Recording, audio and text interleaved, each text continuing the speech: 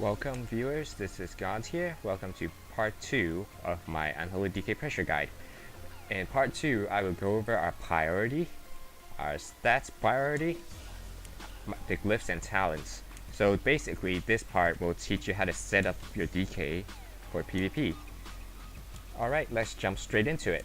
We'll start off with our priority. Alright, now we're over here in the target dummies. Let's get started. What is our priority as an Unh Dk? What is our core mechanics? So our core mechanics is something called dots. It's a damage over time spell. You guys should know this already. And our first priority is to keep dots on our target at all times. Dots is our main damage source. You could also spread it with pestilence or blood boil, which with the rolling blood talent. So dots, first priority. Second priority, what is it? You guys should have guessed it. It's staying on our target. So if we can't stay on our target, what is our damage? 0. Maybe a little bit from a dot damage, but you don't want to save a frost rune, so you might get an extra necro off when you can't catch up to a target. Our third priority is necros, which is basically includes turning your runes into death runes, as you could see here, and then using your death runes into necrotic strikes. Okay.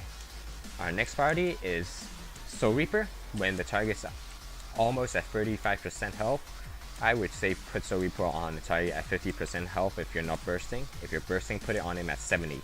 So Soul Reaper is the execute move we have. This is our fourth priority for damage. And that's basically it.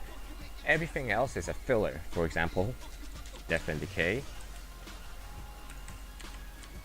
And Scourge Strikes. They're fillers, you don't really have to do them. But beware, here's a little tip I'm gonna give you guys. For most DKs, I see them make a big mistake. If they have a death rune, they want a necro so bad, they forgot our first priority, which is dots. If the targets are stacking up on each other and you have a death rune, don't necro whoever you're going on, spread your diseases if it's not already spread. It's more damage that way. Your necro deals like 20k damage plus like 40k healing without burst. But your full disease tick equals more damage to that necro for sure. Maybe a couple times more. So basically, this is how DKs do damage. Let me give you a little bit of my rotation on this level 85 dummy. So, disease is up. Chains of Ice. Blood Boil, Threshing Strike. I have a filler, Scourge Strike in here.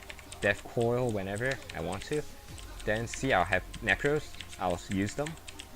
Death Coil again, and on the low time right now I would generally go see someone, so I strangulate this dummy and go back on him and continue my rotation. Alright, now let's get into the talents and glyphs part. Look at my glyphs first. Glyphs of Dark Stem and Electrum is just too good to give up. Glyph of Shifting Presence is situational, and Glyph of Regenerative Magic is also situational. You could go Icy Touch and Shifting Presence. You could go Shifting Presence and Death and Decay. You could go whatever glyph you want. It really situational. What comp you're fighting might require a different glyph setup to optimize your DK. So basically, my word is Glyph of Darksim. The other two depends on the team, and you might have to discover that yourself. Choose your personal preference, which one you like more and which one works out for you guys. Test with it, move around glyphs, but don't just sit in one set of glyphs for all the arena matches that you enter. Alright, now let's go to talent. Rolling Blood. Why Rolling Blood? Because I'm lazy. Plague Leech is probably better in some cases, but because I'm so lazy, I'll just go Rolling Blood. And Unholy Blight is good too. Second tier, Lichborn, that's pretty mandatory. Third tier talent, basically you want to choose that one that doesn't DR with your teammate. So for example, you're playing with Hunter, Asphyxiate because they have a silencing shot. You're playing with a Red, Chillblains because they have a Hodge. Third tier talent is Conversion or Death Pack. Death Siphon is not really worth it, but Conversion is good against drawn out fights. Death Pack is good against teams like KFC where you need burst healing because your healer can't keep up with the damage. Third tier talent, why Runic Corruption? Because I did some math and Runic Corruption does more damage then Blood Tap under Blood Presence. So Blood Tap does more damage if you're doing PvE on Holy Presence, but if you're doing PvP, most likely you're going to be sitting in Blood Presence, therefore Runic Corruption is more damage. And I also have a way to stack 8 Necros in under like 10 seconds with the use of Runic Corruption. The link would be in the description of that video, and you guys could go check it out if you want. Alright, so Runic Corruption. Under what circumstances should I run Runic Corruption, and under what circumstances should I run Blood Tap? Firstly, if you're fighting against a team that you could get on constantly, Runic Corruption. If you're fighting a team that's gonna kite you like mages, Blood Tap. So, unless you're going on mages or hunter, you don't really have a problem to stay on target. I would say Runic Corruption's better in most cases. Last year talents, I would go Desecrated Ground or Glyphs Grabs. Glyphs Grabs is really situational too. Like for example, if we're fighting an RMP, Glyphs Grabs could be used as an extra peel if the RMP is opening on your healer. Like Remorseless Winter could work, but it's just too easily countered. You could cloak, people could dispel it, and it's just like, fuck, it's too much work for me.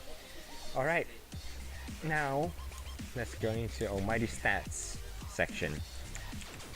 If you look at the stats I'm using right now, I am on 30% haste in Blood Presence and 56% haste in Unholy Presence.